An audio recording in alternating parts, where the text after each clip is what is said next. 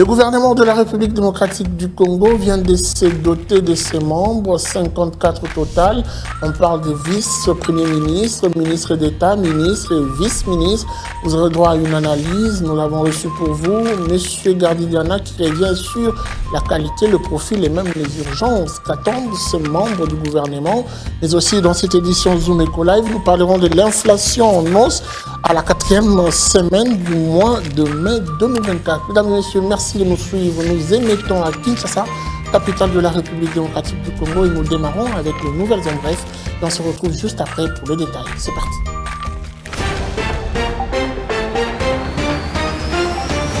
Le gouvernement de la première ministre Judith Suminwa Tuluka aura un total de 55 membres, contre 59 lors de la précédente équipe Sama 2.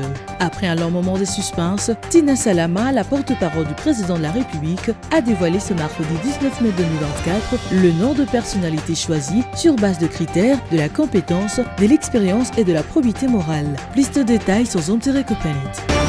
Le professeur Teddy Luamba est nommé au poste du ministre des Ressources hydrauliques et de l'électricité au sein du gouvernement Suminwa. Dans les milieux de spécialistes du secteur de l'énergie en République démocratique du Congo, le professeur Luamba est un jeune brillant à suivre de près. Plus de détails sur Zone-Planet. Le gouvernement Suminwa compte 17 femmes sur un total de 55 membres, soit une représentativité de l'ordre de 31%. En dehors de la vice-primature, les femmes sont représentées dans chaque catégorie de postes du nouveau gouvernement de la République démocratique du Congo.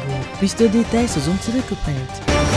Le comité d'organisation du Salon de développement de villes, de corridors de développement et des zones économiques spéciales Expo Béton annonce le report de la 8e édition. D'après les organisateurs, ces reports est dû à la demande de partenaires, en l'occurrence le gouvernement de la République démocratique du Congo et le province de Kinshasa, Congo central et Lualaba, tous en ce moment en insistance d'installation de leurs animateurs issus des dernières élections générales organisées le 20 décembre 2023 par la centrale électorale. Plus de détails sur Zone-Planet.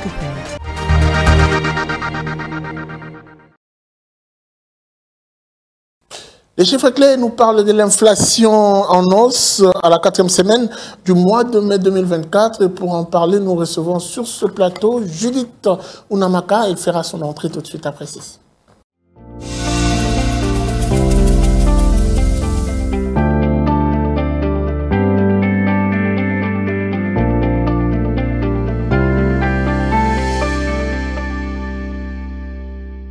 Judith Lunamaka, bienvenue. Merci à vous, Guy. Alors, nous allons démarrer d'abord avec l'évolution du taux de change en RDC. Qu'est-ce que l'on peut retenir? Bien, sur le taux de change en RDC, commençons par l'officiel où 1 dollar se change à 2808 francs, un franc CFA vaut 4,64 centimes et 1 euro se change à 3050 francs. Maintenant, prenons le cas du marché parallèle. Nous sommes focalisés particulièrement dans la commune de Lemba et dans ce lieu, 1 dollar se change à 2800 francs, un franc CFA vaut 4,65 centimes et 1 euro s'interchange à 3060 francs. Alors, Judith Unamaka, nous avons déjà un gouvernement connu mais pas investi. J'aimerais qu'on fasse un petit récapitulatif pour parler des dépenses de ce gouvernement sortant. À combien, justement, se sont exécutées ces dépenses du gouvernement et quelles sont les rubriques concernées pour ces dépenses? En ce qui concerne les dépenses du gouvernement de la République démocratique du Congo exécutées au cours de la période sous analyse, le rapport de la Banque centrale du Congo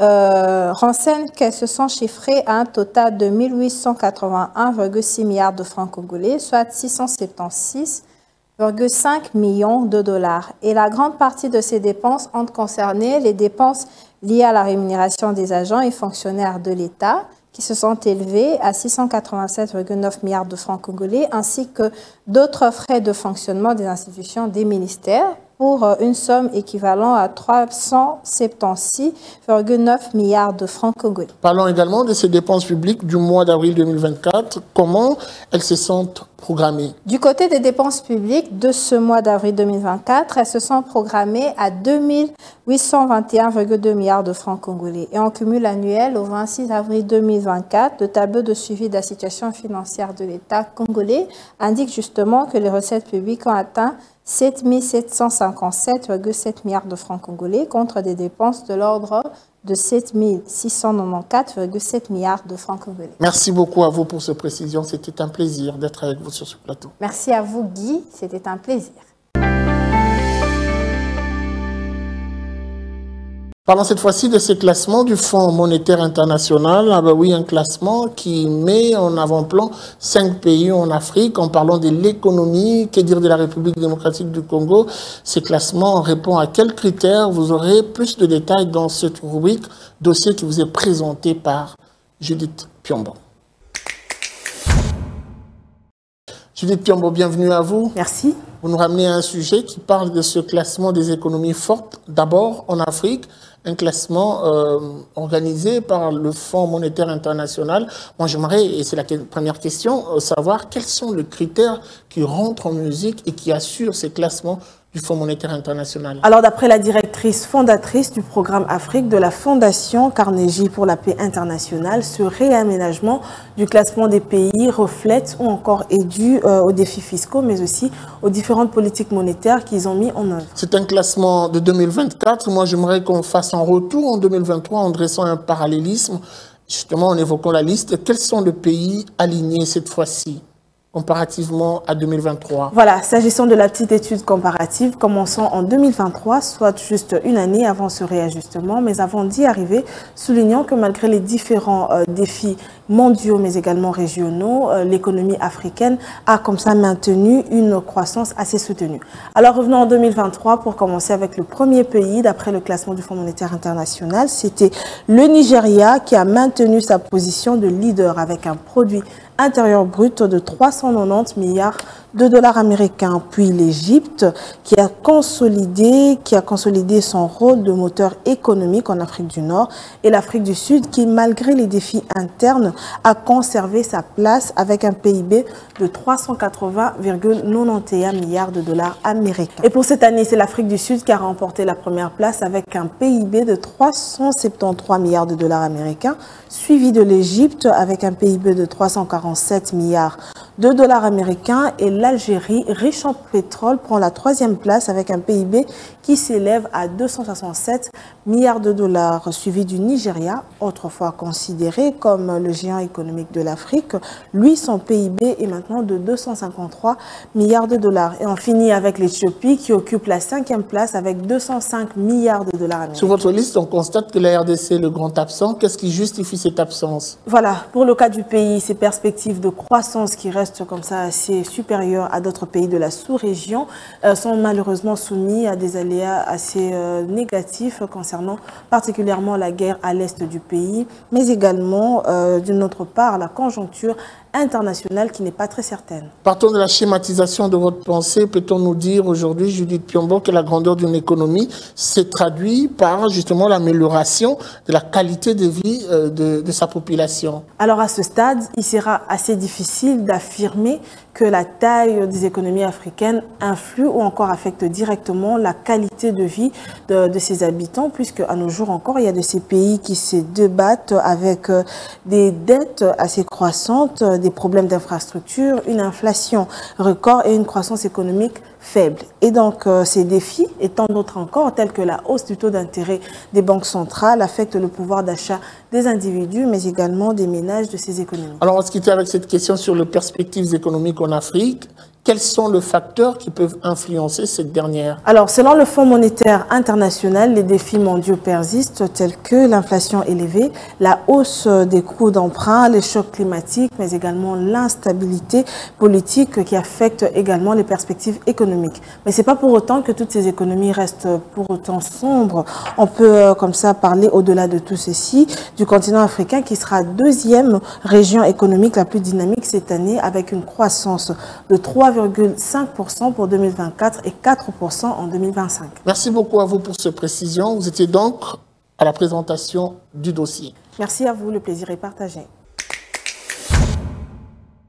Le gouvernement Judith Souminois est enfin connu. On parle ici, selon les dernières nouvelles, de 54 membres. Oui, 54 membres avec une forte représentativité des femmes. Un gouvernement qui aura bien sûr des défis. Pour en parler, nous recevons sur ce plateau Gardi Diana. Avec lui, nous allons revenir sur les priorités, mais aussi le choix de ces animateurs de ce gouvernement. On parle des ministères clés. Gardi Diana, bienvenue. Merci beaucoup. Alors enfin, on connaît ce gouvernement tant attendu. La première question, est-ce que chacun est à sa place?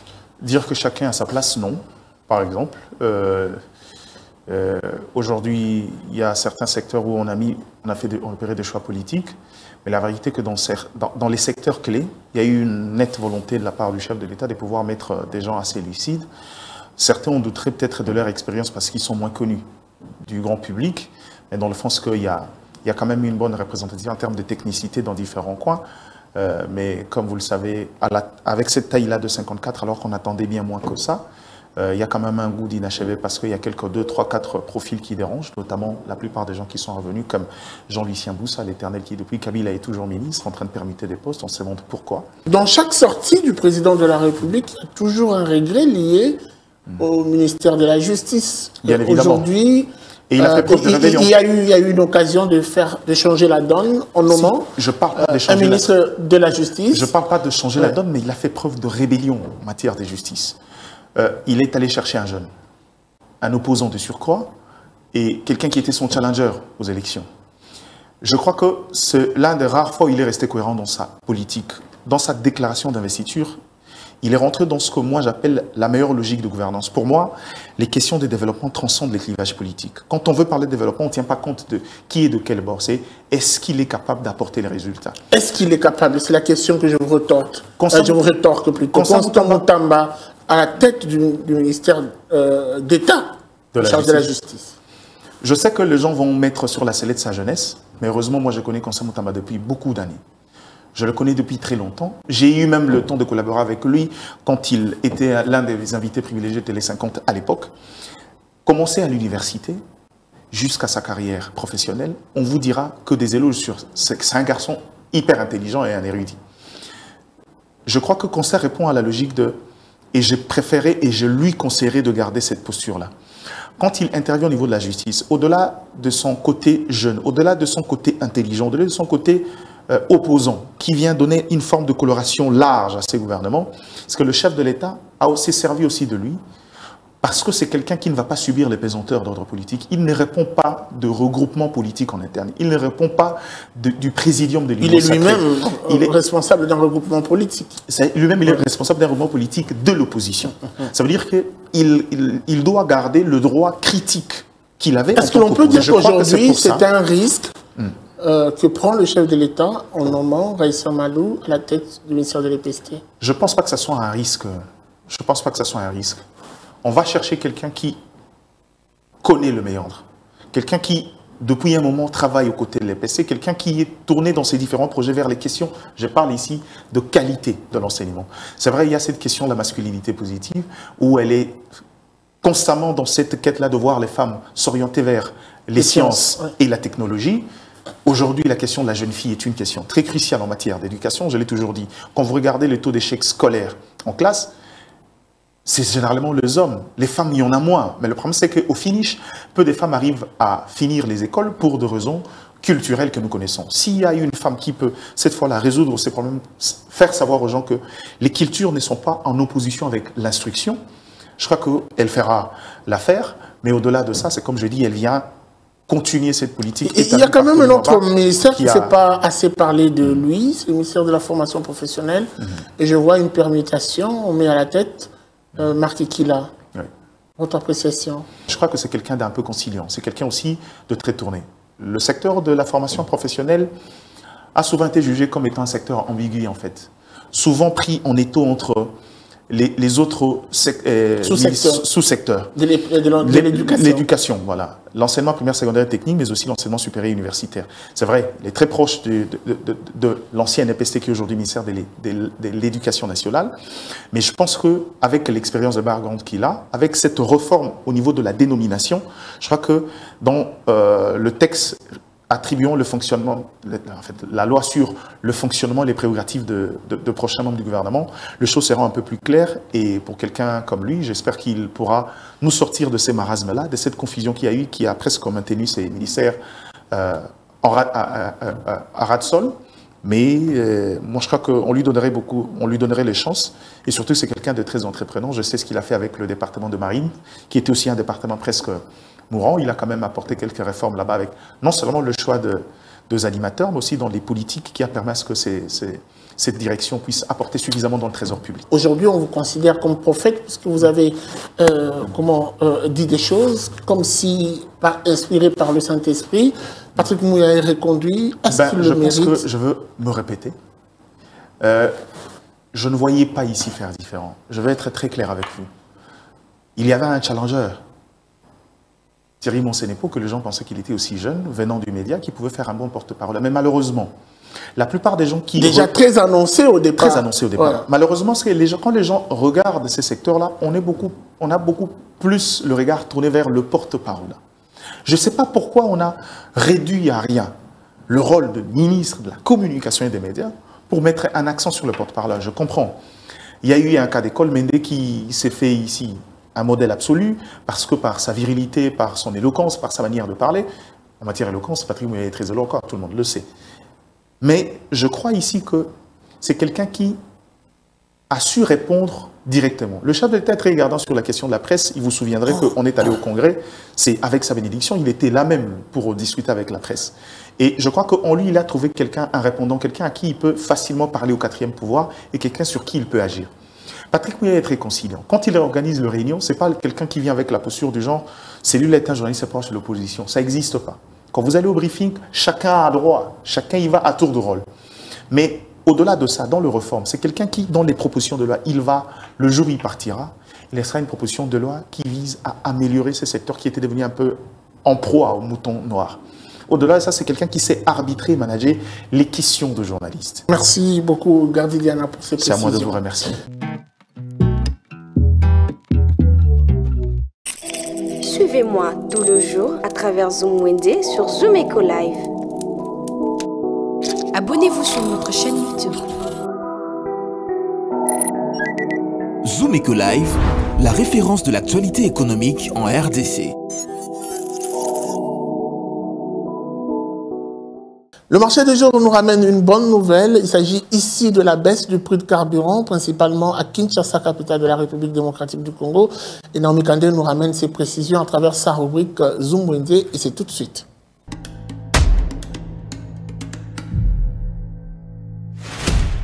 Commençons notre marché du jour avec le prix de carburant dans les stations-service. Pour 1 litre d'essence, le prix se fixe à 3 440 francs congolais. 1 litre de pétrole se vend actuellement à Kinshasa à 2 870 francs congolais. On trouve également les gasoils au même endroit à 3 435 francs pour la mesure d'1 litre. Passons au prix de carburant chez les Kadhafi, qui est un terme employé aux vendeurs de carburant dans les rues de Kinshasa.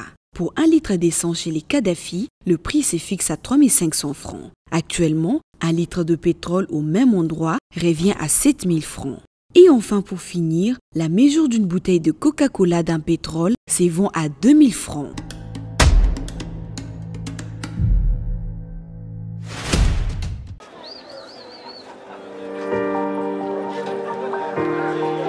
Dans les détails du marché, nous avons appris à vous connaître, à vous comprendre et vous apporter plus de lumière. Désormais, avec vous, c'est parti pour un voyage de rêve vers une destination meilleure. Ensemble, découvrons le civisme fiscal et la bonne gouvernance dans la gestion de la Res Publica grâce au décryptage de l'actualité économique du pays avec des chiffres clés. Avec une équipe de professionnels, découvrez le quotidien des Congolais en exclusivité à travers des dossiers et analyses approfondies. Zoom Eco TV, la référence de l'actualité économique en RDC.